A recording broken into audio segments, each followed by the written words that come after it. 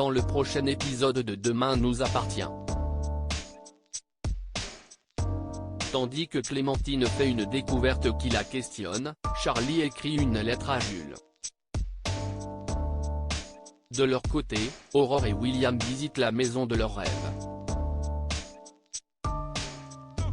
Attention, les paragraphes qui suivent contiennent des spoilers sur l'épisode de Demain nous appartient diffusé lundi soir sur TF1. Si vous ne voulez rien savoir, ne lisez pas ce qui suit. Lundi 3 mai dans Demain nous appartient. Clémentine fait une découverte qui la questionne prétendant avoir terminé sa formation à Marseille plus tôt que prévu. Sacha rejoint Juliette et ses enfants pour le petit déjeuner. En voyant sa fille porter une combinaison short, le coach sportif somme Océane d'aller se changer. Agacé, Gaspard reproche à son père de vouloir asseoir son autorité et remarque qu'il pourrait être plus agréable vu le peu de temps qu'il passe avec sa famille. De son côté, Solène reçoit un mail de Boston l'informant que son opération a été avancée de 3 semaines. Comme il faut modifier toutes les réservations de leur prochain voyage, Clémentine s'empare de l'ordinateur de Sacha pour le faire. Mais en fouillant dans les mailles de son compagnon, la professeure d'EPS ne retrouve aucune trace des billets d'avion et découvre avec effroi qu'il a piqué de l'argent dans la cagnotte de sa fille. En parallèle, Juliette confie à Sacha que leur situation familiale n'est facile pour personne. Bien que cela fasse 18 ans qu'ils vivent ainsi, Sacha lui manque beaucoup. Il profite alors d'être seul pour passer un moment d'intimité.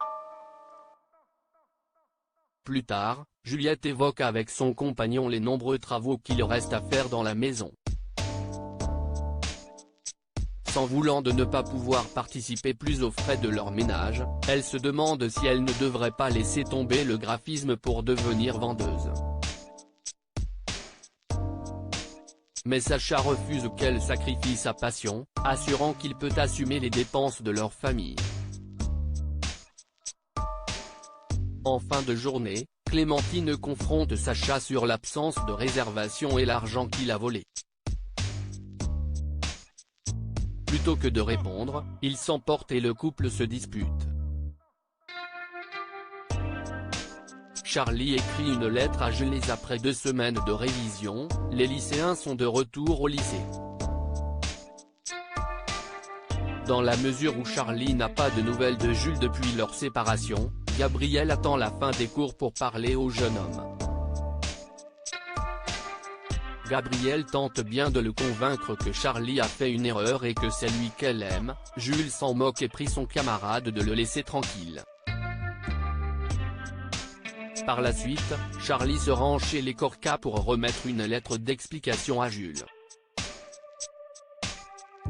Même si elle en veut à la jeune femme d'avoir fait du mal à son fils, l'avocate accepte malgré tout de la lui remettre.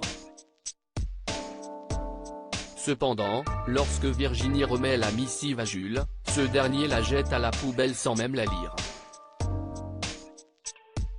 Aurore et William visitent la maison de leurs rêves. Aurore et William visitent la villa pour laquelle ils ont eu un coup de cœur.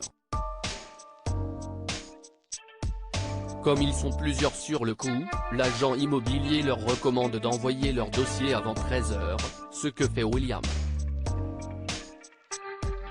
Sans nouvelles de leur agent, le couple va sur place pour savoir ce qu'il en est.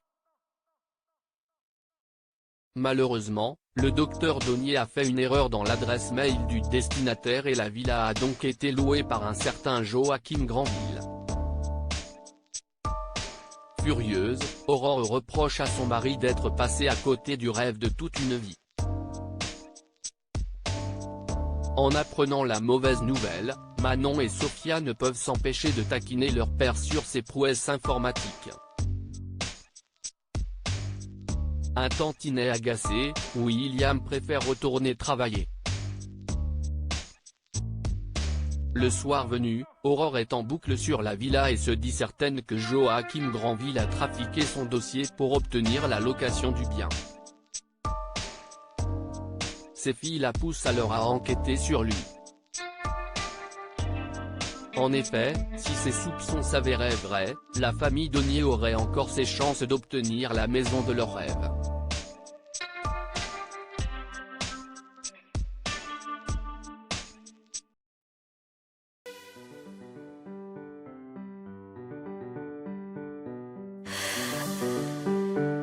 The man I love just had